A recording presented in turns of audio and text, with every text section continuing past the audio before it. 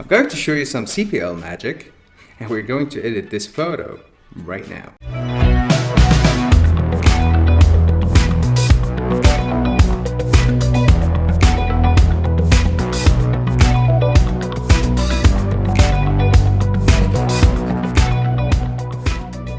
Hey, what's going on YouTube? My name is Mo and I'm a car photographer from Bahrain. If it's your first time around my channel and you would like to learn all about car photography, go ahead and subscribe now so you don't miss out on all the cool stuff that I create every week.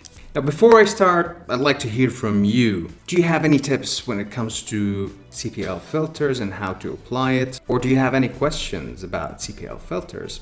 Leave them in the comment section below. Congratulations to Jens Bedert who won the contest. You buddy won the Godox 8200 and it's on its way to you. Now I held the draw live on Instagram. Now if you're not following me on Instagram, you're missing a lot, buddy. Go ahead and do it now because I post a lot of cool stuff in the story, mostly about crazy stuff and the mug of the day shot.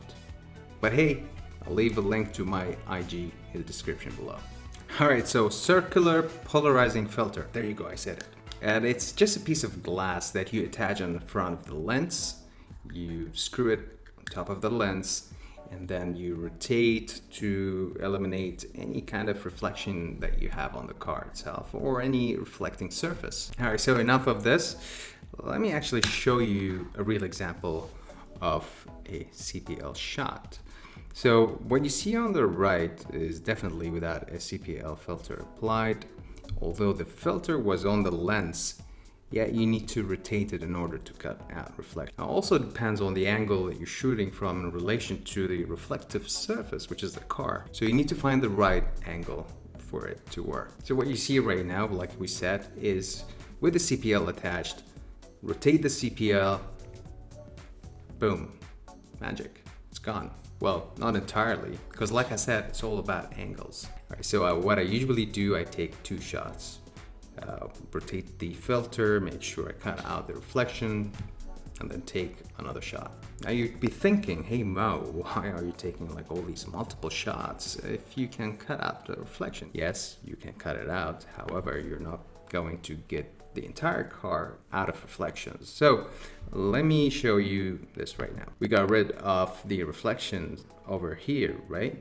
But now we have this over here, which is kind of cool. I think I'm gonna keep it.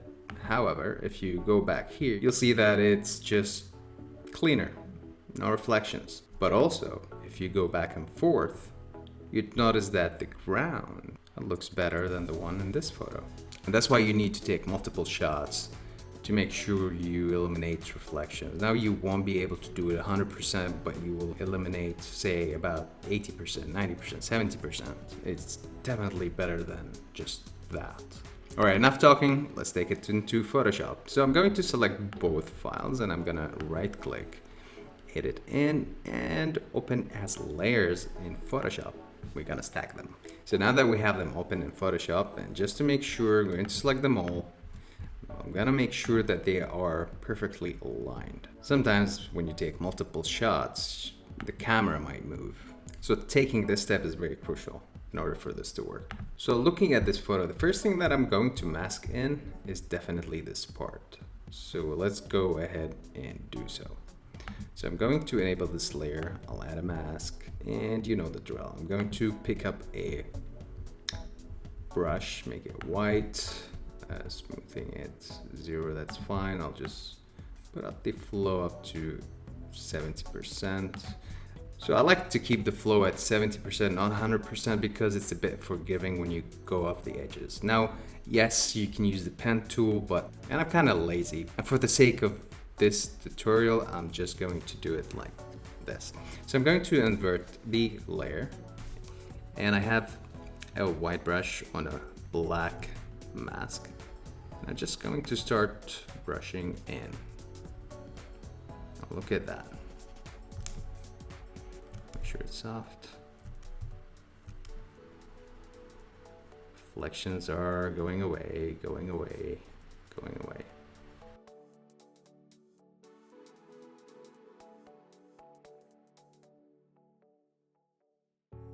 Alright, so now that we're done with the side of the car, there are some details that I would like to bring back. One is the highlights that were on the wheels. They really added that kind of nice look to the wheels itself. Not the rims, but the wheels. Now let me show you. I'm going to select a black brush because we want to bring that back from this layer. Flow of 50% or 40%. Then I'm going to brush it back. There you go.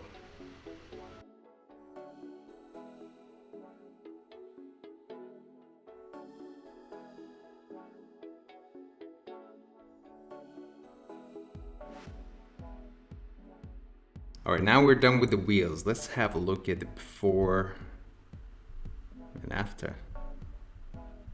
Huge improvement. Now what you could also do to furtherly enhance this shot is actually start cleaning up the car from things that are actually popping out, like this cone over here.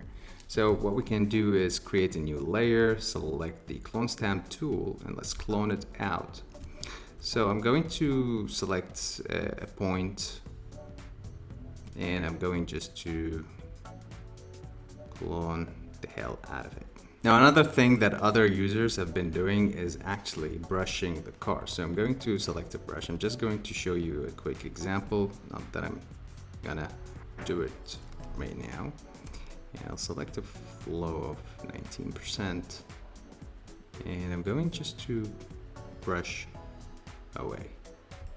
I'm going to sample a new point and brush away.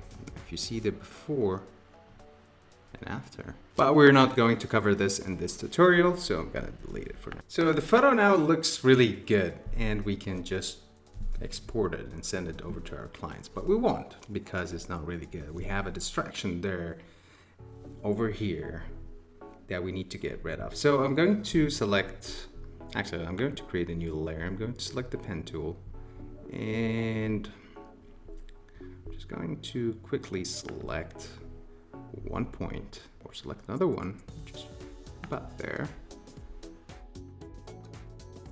So right click, make selection, I'm going to select the brush, make sure it's a white brush, like so, and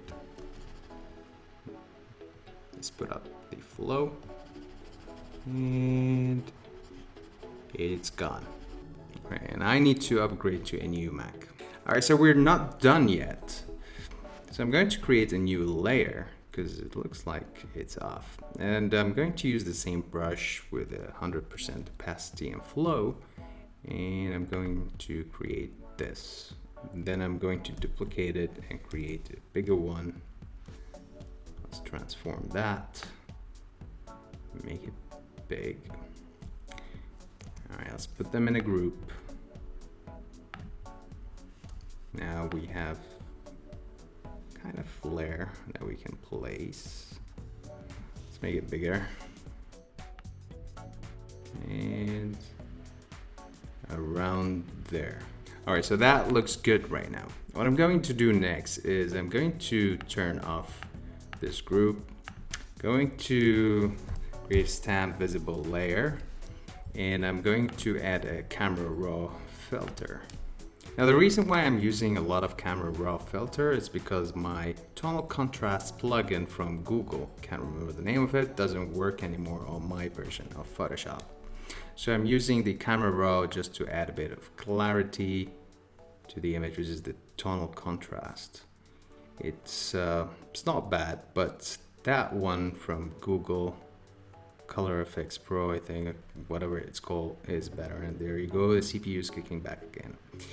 So let's just get this over and done with. I'm going to also add a bit of whites, maybe a bit of highlights, because it's going to be sort of a Highkey look.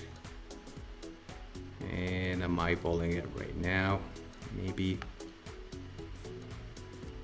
make it just a bit cooler, like so. Alright, let's see what happens if we try and darken the ground a bit. So this is maybe kind of like that, but too cool. Just a bit, not too much. And I think I'm happy with it. So I'm gonna click OK. So let's have a look at the before and after. The camera raw filter, and I like the way it looks. Now let's enable the group layer, and I think we can mask just a little bit off the car. One big soft brush. Make sure it's black. And like so. Okay, that looks better. All right, let's save it. All right, now that we are in Lightroom, we can go ahead and add a bit of sharpening. Now you can do it in Photoshop, you can do it in Lightroom. I'm going to post this on Instagram, so it doesn't really matter. I can do the sharpening here, and then I can mask out the details. I want to, basically what I'm trying to do is I don't want to sharpen the paint job of the car itself. Hold the Alt and drag the slider. This way everything is going to get sharpened. Here the black things or the black objects won't be sharpened, but the white ones will be sharpened. We could have done more to this, like dodging and burning, adding a lot to color grade the photo. But for the sake of this tutorial, I'm gonna end it right here. Now, if you have any question, please leave me a comment in the comment section below. Now, as always, I hope that was helpful, and I'll see you in the next video.